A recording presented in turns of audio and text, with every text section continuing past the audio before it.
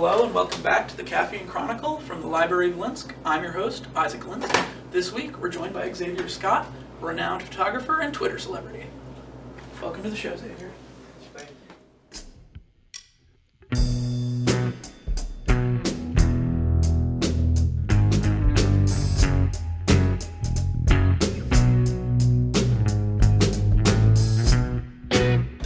Since Xavier's not too big of a fan of coffee, today we're sipping on Mexican Coca-Cola and Mexican Spray.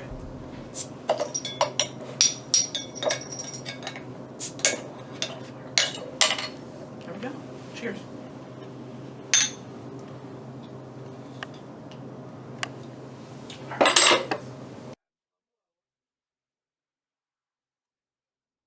Xavier, first question. When was the first time you remember getting an emotional response from a photograph alone? I would definitely say that was in middle school. And it was only because I was just taking cell phone photos, and there was one picture that I took in Philadelphia that my mom liked so much, and she had it printed out, and she posted it all over her social media, and she just blew me up. Yeah. You think that was something that sent you down into the photography path later in life? I would 100% say so. Okay, very cool. You're listed on almost all social medias as Bacon Cod. Where does that name come from? This also happened in middle school. Okay, I'm with it. I was scrolling through, I think it was Instagram, and I saw somebody's name, and it was like a food and then God. And I was like, you know what? I'm just going to choose my favorite food and put God at the end. And that stuck with me. I've even tried to change it, and I've had people explicitly tell me, don't. No, it's got a ring to it. It's got a certain, something to the name there. People definitely, I've had people come up to me in public and be like, you're Bacon God from Twitter. Yeah, exactly. You're Bacon God from Instagram. That's got to be such a strange feeling, it's especially very because weird. I can only imagine your bubble is so localized too, because it's you'll have a tweet or whatever go kind of big every once in a while, but the people who are seeing it are people in your immediate environment. Yeah. So it's like you go to a cafe or whatever. Oh my God, are you the Twitter guy? Yeah. Yes, very much so. All right. Following up on that note, on April 18th, 2018, you tweeted the classic, "Sis lowered her ponytail. It is over for you bitches," responding to a photo of Ariana Grande. She has since deleted the photo. How does it feel to have your hit tweet's wings clipped like that? I actually don't even know. I still have it up on Twitter as my pinned tweet because people are still gonna know that You're him. I did that. You are him. Hopefully she brings back her Twitter after she's done with her Broadway stuff. Yeah. And my wings come back. Are you looking forward to the new collaboration she just released with The Weeknd? Very much so. Yeah. I've played it already multiple times. Oh, that's fantastic. Yeah. A lot of the streams are going to come from me. Yeah.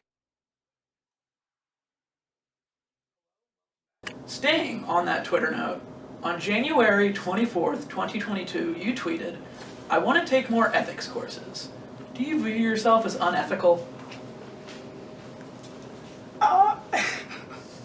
I think that some of the actions that I partake in could be deemed as unethical, but I like to consider myself an ethical person. All right.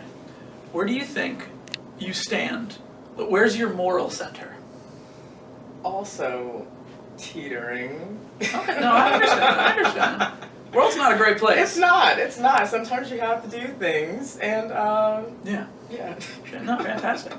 On your photography website, Xavier's Lens, there seems to be a healthy combination of photos in natural settings from our area to those taken in a studio setting.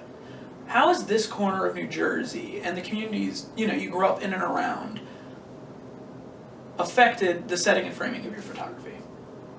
I feel like locally we don't have much of a natural look. Yeah. So even when I shoot for a natural look, I have to drive to Hamilton, something like that, for that natural look. And even one of my shoots, we drove all the way to New York. No kidding. To go to Fort Tryon Park. Mm-hmm. just because like they had, you know, like just a lot of walkways and mountains, Yeah. and so I think that locally, I try and stay in a more studio-esque vibe, Mhm. just because it's difficult Yeah. to find a natural vibe. Yeah. On that natural vibe thing, have you ever just, you know, on a drive in the car, walking around your neighborhood or whatever, just randomly stumbled upon a setting where you're like, man, this would be the perfect background for a shot, and then go back to it like a week or two later? 100%. Yeah, that's where like Hamilton Yeah. came into play. Like I would just be driving through, and I'm like, this is a really nice place. Yeah, Hamilton's very pretty. So I just come up with the idea, Mhm. and I try and find whoever I'm looking for, and then we just go at it. Yeah, Yeah. of course.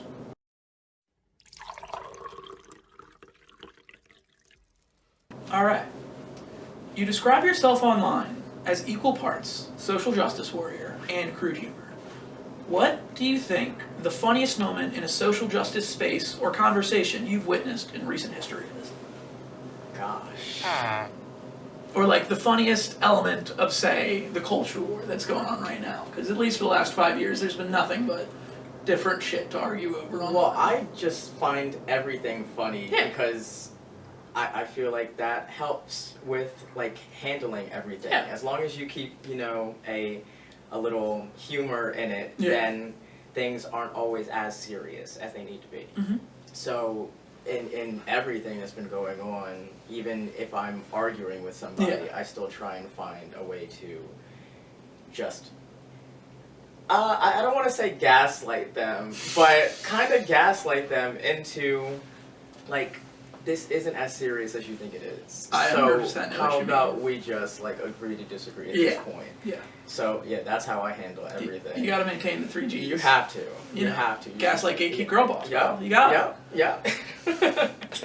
We spoke to a mutual friend of ours who stated that your outward creativity and earnest love for your art is something that really drew them in as a friend. What do you think the greatest example of literal social networking, like a connection that you've made, has been through the whole, you know, photographer process? Well, my friends that we started our little business, just the three of us. 2 of us are the photographers, and 1 of us are the creative director, generally speaking. Yeah.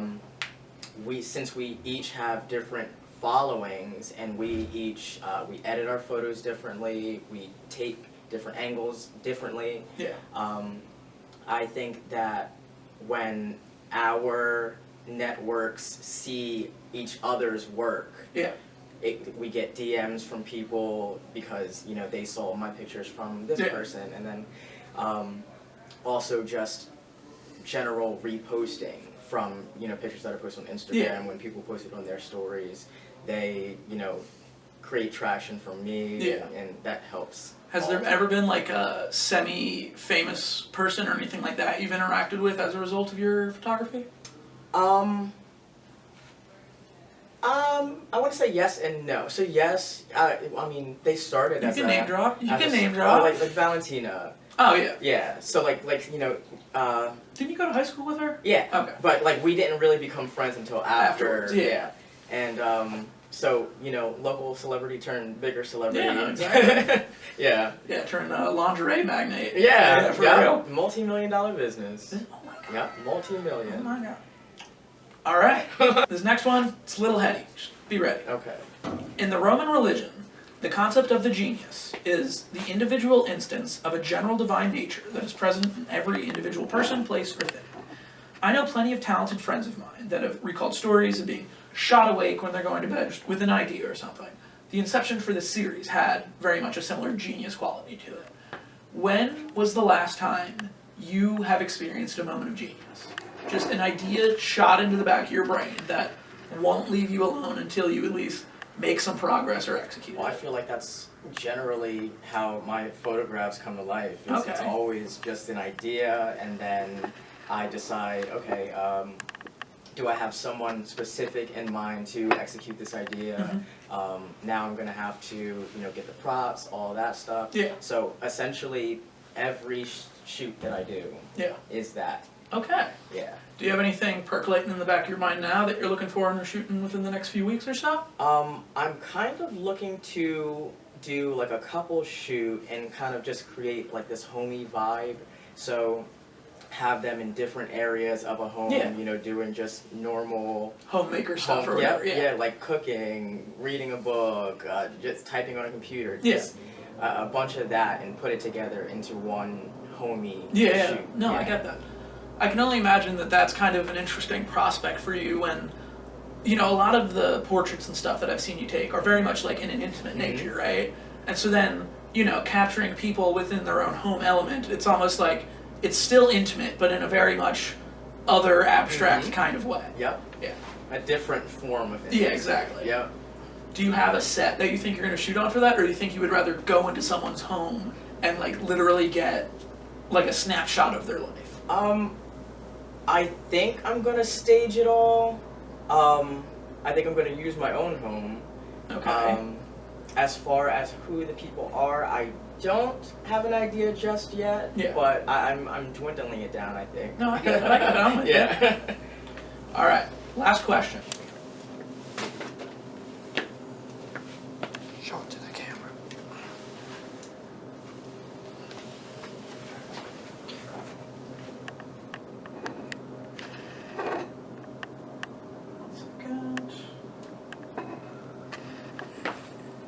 Now, Xavier, you ready? I am. Hold out your hands. With 3 minutes on the clock, within this kitchen, take the best photo you can with that. Okay. If the full kitchen and all of us in it as So let's see. I definitely feel like I can. Alright, I'm gonna. To do is use props, even if it's just looking through something.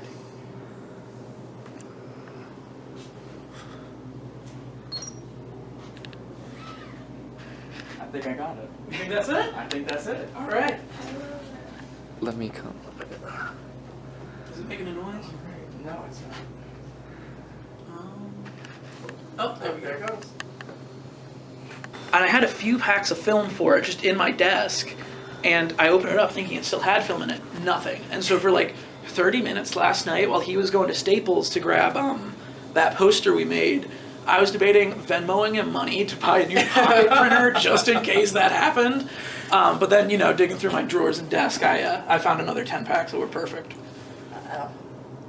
Let's see.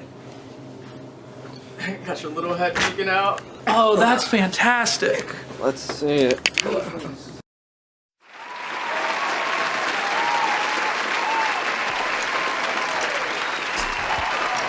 Xavier Scott, thanks for coming on the show. Thank you for having me. Of course.